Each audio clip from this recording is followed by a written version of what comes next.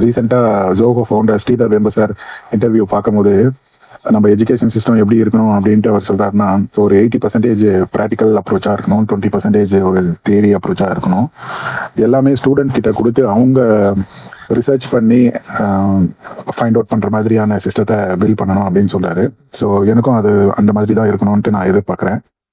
இப்போ டெய்லி ஒரு நம்ம ஸ்கூலில் பார்த்தீங்கன்னா ஒரு 8 பீரியட்ஸ் இருக்கும். டெய்லி மேக்ஸு, சயின்ஸு, சோஷியல் அந்த மாதிரி 8 பீரியட்ஸ் ஜாம் பேக்கடாக ஸ்டூடெண்ட் வந்து ஒன்று முடிஞ்சதுன்னா அடுத்தது அப்படியே கண்டினியூஸாக படிச்சுட்டு இருக்காங்க. ஸோ இந்த மாதிரி இல்லாமல் வீக்லி ஒரு சப்ஜெக்ட், மண்டே வந்து மேக்ஸு, டியூஸ்டே வந்து சயின்ஸ், அந்த மாதிரி வீக்லி ஒரு சப்ஜெக்டாக எடுத்து அதுக்கு நிறைய டைம் ஸ்பெண்ட் பண்ணி, ஃபுல் டே டைம் ஸ்பெண்ட் பண்ணி அவங்களுக்கு இந்த கான்செப்டை என்ன அண்டர்ஸ்டாண்ட் கூகுள் சர்ச் பண்ணி இல்லை ஏஐ டூல் யூஸ் பண்ணி ரிசர்ச் பண்ணி அந்த டாபிக் ஏன் நம்ம இப்போ படிக்கிறோம், அது ரியல் டைமாக இப்போ எங்கே யூஸ் ஆகுது, அது படித்தா என்ன அட்வான்டேஜ் நமக்கு அப்படின்றத அவங்க ஐடென்டிஃபை பண்ணி அவங்கள ப்ரெசென்ட் பண்ண சொல்லணும். இது வந்து புக்கில் இருக்கிற மாதிரி மெமரைஸ் பண்ணி அதை அப்படியே எழுதணும்னு இல்லாமல், எதுக்கு நம்ம இதை படிக்கிறோம், ஏன் படிக்கிறோம், இதை படித்தா நமக்கு என்ன யூஸ் அப்படின்றத அவங்க ரியலைஸ் பண்ணி அவங்க வந்து அந்த சப்ஜெக்டை வந்து ப்ரெசென்ட் பண்ணணும்.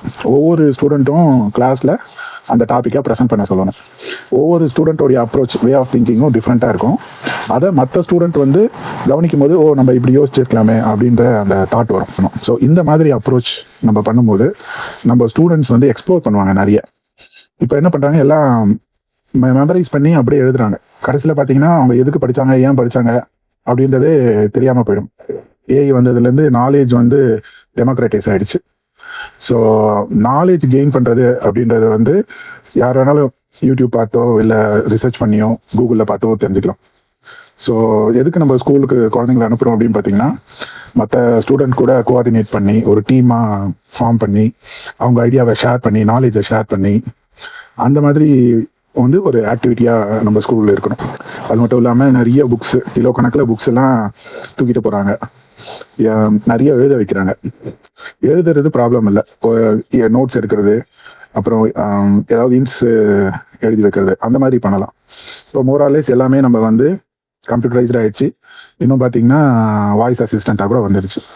இன்னும் ஸ்டில் ஸ்டூடெண்ட்ஸ் வந்து ரெக்கார்ட்ஸ் நோட்ஸ் எழுதுறாங்க, மற்ற எல்லா ரைட்டன் ஆக்டிவிட்டியும் பண்ணிட்டு இருக்காங்க. ஸோ அதுக்கு பதில் அந்த டைமை வந்து அவங்கள வந்து லேர்ன் பண்ண வைக்கலாம், புது நியூ திங்ஸை வந்து லேர்ன் பண்ண வைக்கலாம்.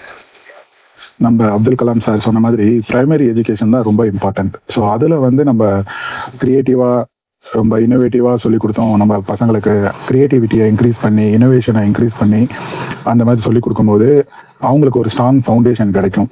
அதே மாதிரி பார்த்திங்கன்னா இப்போ 10th முடிச்சுட்டு +1 +2 படிக்கிறோம். ஸோ அட்லீஸ்ட் ஒரு 1 இயராவது இண்டஸ்ட்ரியல் ரிலேட்டடான ஸ்கில்ஸை வந்து நம்ம கொடுக்கணும்.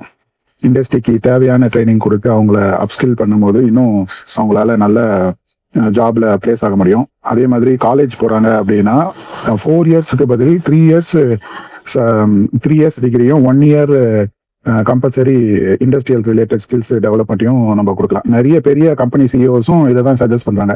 4 இயர்ஸ்ன்றது ரொம்ப long period of time.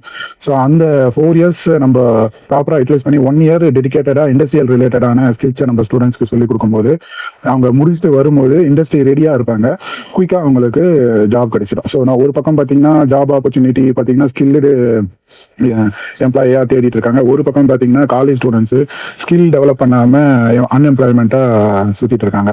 So இதுக்கு நிறைய கேப் இருக்குது. ஸோ இதை கரெக்டாக ஐடென்டிஃபை பண்ணி நம்ம எஜுகேஷன் சிஸ்டத்தை இன்னும் ப்ராப்பராக டெவலப் பண்ணாங்க அப்படின்னா இன்னும் நல்லாயிருக்கும். தேங்க்யூ.